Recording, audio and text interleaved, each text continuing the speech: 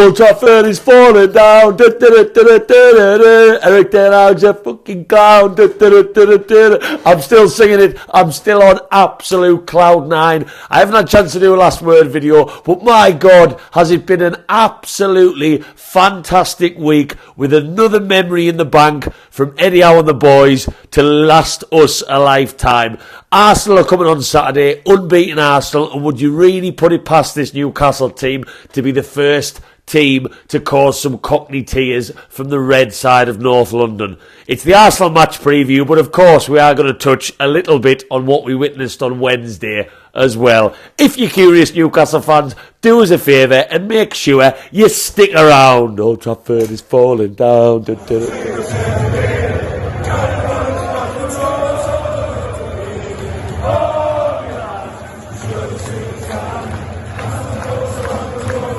Welcome back to Black and White Panther, you lovely Newcastle fans. And if you're anything like me, you probably haven't been to bed since Wednesday. Why is that? Well, firstly, you just laid awake thinking about Joe Willock's shot sweetly nestling in the bottom corner as the Man United faithful got up out of their seats to leave the stadium. They didn't need to do a fire drill that week because they realised that it's pretty safe as it is because the fans pretty much did that for them. What a night. Newcastle fans, before we get into anything, do us a favour, make sure you whack that little likey loo. That'll go a very long way. Hit that subscribe if you like my opinion by the end of this video. And if you want to check out my Man United match vlog, which by the way, last time I checked has got like 14,000 views. 14,000 people are stupid enough to watch me in a bar in Rochdale chewing the lug off some Man United fan and then pissing about in the stadium, chucking my phone about, hey, whatever keeps people happy. I was over the moon to see that many people had viewed it, a really, really big number. I think you just enter the word Man United on a video title and, you know, half the world watches it. Tourist Club FC. So yeah, if you are curious and you want to watch it, it was a little bit shorter than normal because I lost my ticket, thought I'd lost my ticket, the bus was late, I never got as many videos of the day as I'd like to, and I took more of it in because everyone knows what that match means to me. But check it out, and what that little likey Lou, you're getting them almost the Peter Crouch robot today because I'm in that much of a good mood. Do that for us, that goes a very, very long way. Subscribers are always on the up, which is amazing to see. So yeah, what a week, what a week, what a week supporting Eddie Howe's Mags, and I could not be happier. I've just watched my team go to Old Trafford and absolutely smash them with pretty much our B and in some cases our C team, and I've wanted a result there, even if it was by a narrow last minute deflection to win at Old Trafford. But to watch us win the way we did is something I've been able to tick off my bucket list against the team I cannot stand. And then we've got Arsenal on Saturday, and then I'm going to Germany. I haven't even packed my suitcase yet, but who cares? I only need a pair of pants and a Newcastle top. Life could not be better. So, of course, there'll be vlogs coming for that as well. But since Wednesday, my mornings have pretty much looked like this.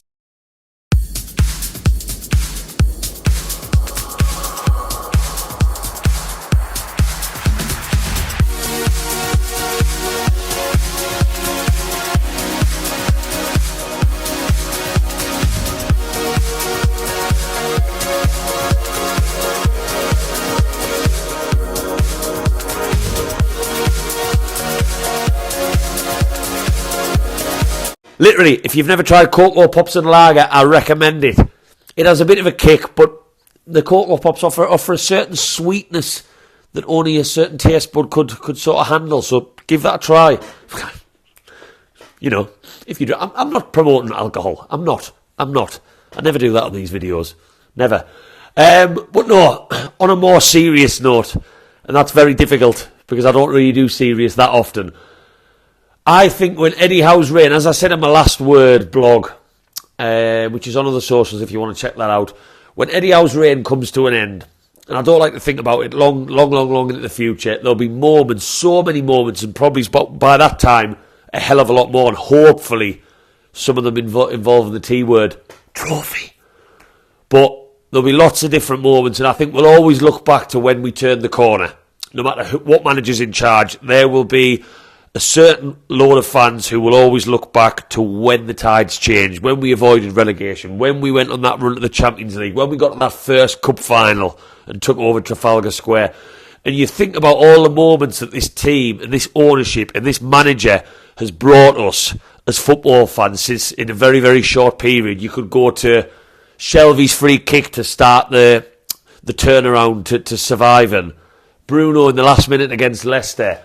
Arsenal with the flag display. You've got Champions League PSG, of course, more recently. The cup final. Longstaff getting us to the cup final. There are so many amazing moments that will always, if I can't even name them all off the top of my head. I'd have to sit down with a pen and paper.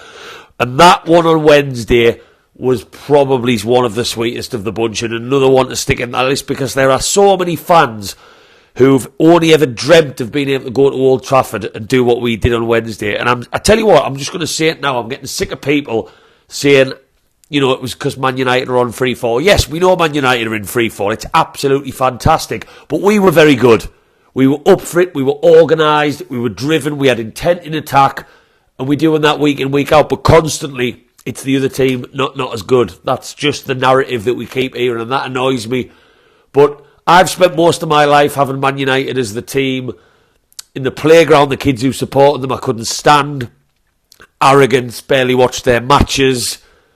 And to see them looking on, there were 7,000 Geordies in fine voice, the home fans, envious of where we're going as a club, whilst they continue to rot, and just that decline deepens and deepens and deepens was amazing, and it's something I'll never forget. And the one moment for me, and we all have little moments that resonate, we do, the one I'll tell my kids about in years to come is being able to turn around to them Man United fans, watching them walk out and singing, "You've seen United, now fuck off home." That's a chant I've heard from them at St. James's for years, ringing around every time we've played them. And to sing that to them in their own backyard is exactly why I support football, why I'm a passionate Newcastle fan. It was absolutely amazing. In fact, let's get it on one more time. You've seen United, now fuck off home. You've seen United, now fuck off home. You've seen United, now fuck off home. Seen United, now fuck off home. You've seen... What a night. What a night. And that's another reason I love doing these vlogs, because I can look back on that match vlog, and in years to come I can maybe show my son it, if YouTube still exists and I haven't been banned. On the topic of ban, by the way, I've had so much fun making my latest episode of dealing with Eddie Howe's mags. It's one of my most popular videos on my socials, but I don't think I can post it on YouTube. I don't think I can. I really want to, but I don't think I can. I might. After I finish this, I might try it, see whether I get the YouTube police up in my grill with the handcuffs. But if you haven't, make sure you check that out. That's the right reason I've got these bags. I haven't really slept. I've gone straight back to work since Wednesday, and I've been making that video. But hey, there's another match to talk about this. So I had to get some talk of Wednesday out of my system, and it'll stay in my system. On to Arsenal at home at St. James's on Saturday we go. You could argue this is actually one of the toughest games we've faced this season, because we are coming up against an Arsenal side who not only are unbeaten so far this season, with 7 wins and 3 draws, I believe, but also we are coming up against an Arsenal team who, to say that we don't have a good record against would be an absolutely huge understatement. We do not do well against Arsenal, home or away. Yes, we beat them. In that season, we stayed up with that incredible first war flags display that took everybody's breath away. But apart from that, you are literally clutching at the shortest straws imaginable to get any sort of... Even goals. We don't even score against Arsenal. Their record, and I'll touch more on stats on my match vlog. I'm not going to play the stats music on this one. Is incredible. And it's a really, really tough match. It is. But as I've just said at the start of this, would you really bet against this team who've only had one defeat, one 1-0 defeat in 11 matches of football, to be the first team to beat Arsenal in St. James's on Saturday in the Premier League this season, in front of the cameras, 5:30, under the lights, before we jet off to Germany? Would you really bet against it? I wouldn't. I really, really wouldn't. And you know Arsenal are going to be fearing coming to St. James's Park. They had a game midweek. They're not fresher than us. But yeah, I'm confident going into this one. Why would I not be? I've got no doubts about it. The atmosphere will be absolutely class. I like 5:30 kickoffs. It gives us a little bit more time in the day, but you know that every person over the tune has had copious amounts of pints because they've gone out at the same time, but they haven't actually had to be in the stadium till 5 o'clock. And it adds to the atmosphere, and it'll be rocking. And if we get a good start to this match, and by a good start, I mean getting hold of the football, the players feeding off that crowd energy, basically what we didn't see against Dortmund. We didn't have that because Dortmund started on the front foot, we went quiet, and it was a really strangely quiet atmosphere. And there was probably, let's face it, there was probably some tourists in the stands for that one. There were so many tickets going through third parties. I've got no doubts there will be fans in that stadium for Dortmund who were not Newcastle fans, who just wanted to see Dortmund in the Champions League play in Newcastle. So I'd like to hope the atmosphere is going to be better. Let's feed off it. Now, teams going into Saturday, we know we're a little bit stretched, but I touched on it on my match preview for Man United in a game I wanted to take seriously. I'm not buying it that it's panic stations and that these players are fatigued completely and we need to keep rotating and we can't go find this competition because we've got to... I don't buy it. Yes, the games are coming thick and fast. Yes, there's mental and physical demands. But if we look at who was rested on Wednesday, we should be raring to go in this one. Bruno just got a couple of minutes. Callum Wilson is our only striker at the moment, which is important with his injury record. He only got a couple of minutes. Shea didn't play. Pope didn't play. Trippier didn't play. Byrne got a couple of minutes in the second half. Yes, Longstaff played, but he's not going to be asked about that. Everybody needs a Geordie in the middle, and he'll be wanting to play every single minute in this current team that he is because he knows he's playing well. Joe Linton just got his match sharpness up. Joe Linton's missed a fair bit of football this season, and I've been worried about his performances. I thought Joe Linton on Wednesday was the Joe Linton that I absolutely love. The shithouse, the tank, the Hulk, the Brazilian, whatever you want to call him. He was brilliant, and look at his tackle for Willock's goal. It summed the man up, first to everything. Burst and runs, aggression, leading in that midfield, and that's what I want to see more of. And Arsenal will not be able to handle that Joe Linton if he continues that into Saturday. So who would I play in this one? With all those team players rested aside, we should be looking to really come out at these and be raring to go. Back four picks itself: Lascelles, Shea, Byrne, assuming he's available, Trippier. Look, there's going to be talk about Livramento, should he play. I said to my dad on the phone the other day that yes, it's nice to have selection headaches and Livramento's offering Eddie Howe that, but it's probably the position out of anywhere on the field that I would probably want the least select. Like midfield, I would love to have Bruno and another central attacking midfielder fighting each other, scoring goals, getting assists. Kieran Trippier, I think, has to play because of his leadership alone and his set pieces. That's why Livramento is probably never going to edge into our Premier League team. Nor do I think I'd want him to, and that's not because I don't think he's an absolute baller. We know he is. It's because Kieran Trippier offers those. I mean, look at Trippier's assists. Yes, Livramento got one on Wednesday, and it was a Lionel Messi-like assist. But in terms of deliveries into the box, he's not going to offer what Trippier will. Maybe further down the line, but Trippier is not droppable. He's our captain, generally speaking, when Lascelles isn't in the side. And that's probably a position I wouldn't want Livramento to be on the sidelines in, because in any other team, to get 2 man of the matches against Man City and Man United, he'd be playing. He'd be knocking on Eddie Howe's door so hard, he'd be breaking his door in. But I wouldn't be playing Livramento. I wouldn't. I think Trippier comes back in. Midfield, Bruno, of course, keep doing what you're doing. I feel like Bruno wanted to be on the field on Wednesday. He wanted to be a part of it. And that's the Bruno that we didn't have a couple of months ago. And he can really hurt Arsenal. Longstaff, and then it's a toss-up, isn't it? Willock is back, and Willock is firing on all cylinders. Anthony Gordon is not going to be dropped on that left-hand side. So Joe Willock, where he's maybe played previously under Eddie Howe, on the left of a front three, he's not going to play there. Anthony Gordon is undroppable in my opinion. He is absolutely flying. One of the hottest wingers in Europe, I would even dare say. So does Joe Willock start? I think Eddie Howe's probably going to go Joe Linton, Willock to come off as an impact substitute. He'll go Callum Wilson through the middle, and then the right-hand side, he'll probably go Almiron. And to be fair to him, I thought Almiron was pretty positive on Wednesday in the Cup. I know he wasn't expected to play when he came on. He made a real difference, and obviously lovely goal to set us on our way. I think he'll stick with Almiron just for work rate sometimes alone.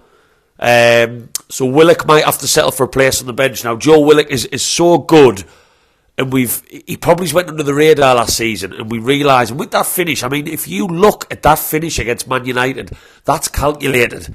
That was lovely, the way he slots that away. And do we really have many midfielders who are going to burst into the edge of the box and put a ball away like that? Bruno's not.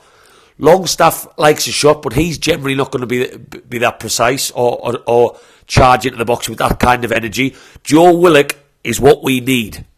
I was worried in the summer we didn't bring in a central attacking midfielder. Joe Willock can offer that.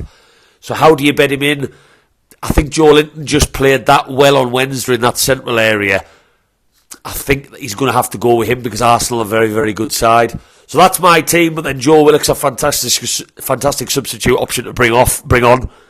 So I'm happy that he's back. So happy. Now let's look at Arsenal. Well, we know where Arsenal can hurt us. Of course, they've got Saka on that right-hand side. One of the best players in the Premier League. Very, very good player. I think Dan Burn learnt a lot when he played against him in January when we drew 0-0. They started really fast in that game, but we put one on them a little bit. And then obviously going into the second game when they beat us at St. James Park, we weren't quite at the races. There was the penalty decision that never was, but we just weren't firing. I think if we were, we could have beaten them. We hit the post early on, and that was a really close game, and I expect this to be exactly the same. But we are due one against them. If you go off the last three matches, we got the draw at Emirates. We were lucky in the first half in the last match when they beat us. I think we due one. So Saka's a threat. Odegaard, who's missed a couple of matches and only played a little bit, it looks like he might come into the first team, so that's a really key battle, him against sort of Longstaff and Joe Linton and even Bruno in that midfield, because Odegaard makes them tick. He's really, really good. You've got Martinelli against Trippier. I'm not as worried about that battle. Martinelli is a fantastic footballer, but Trippier's an experienced enough guy to be able to take care of that. I'm not worried, and I don't like making these statements about Lascelles and Shea against Jesus, if that's who plays up top. And Nketiah, hat-trick last week for them. Very different sort of play to Jesus. You know, they've got quality all over. You don't go unbeaten after 10 matches in the Premier League unless you've got quality. This is a very, very good Arsenal team, but I still look at their defence and their back line, and I think we can hurt them. I still see Arsenal as the team. If we can start the match like we know we can, we stay drilled in our system. We double up on Saka where needed. We double up on Martinelli where needed. There are battles all over the pitch that I think we can win on Saturday. And people say there's too many matches. Bollocks. Winning in Old Trafford on Wednesday is going to give them lads in training such a spring in their step. I'm telling you, they will be chomping at the bit to get back out in front of the flag displays on Saturday at St. James Park. And I'm up for it. I'm pumped. I'm going to Germany on Sunday night. We've just beat Man United after 20 plus years for me of waiting to see that. And we've got Arsenal. Everything is rosy in the garden, Newcastle fans.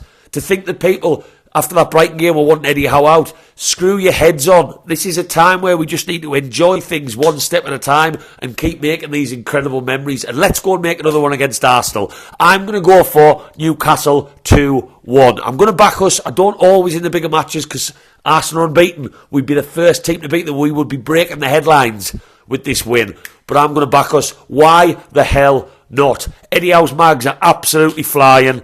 They are sending Man United fans home half an hour early. And then on to Germany we go. Honestly, things could not be sweet. And Newcastle fans, let me know your predictions down in the comments. How do you see this one? Am I maybe overstepping the mark to think we can end Arsenal's unbeaten run? Or are you just as confident as me?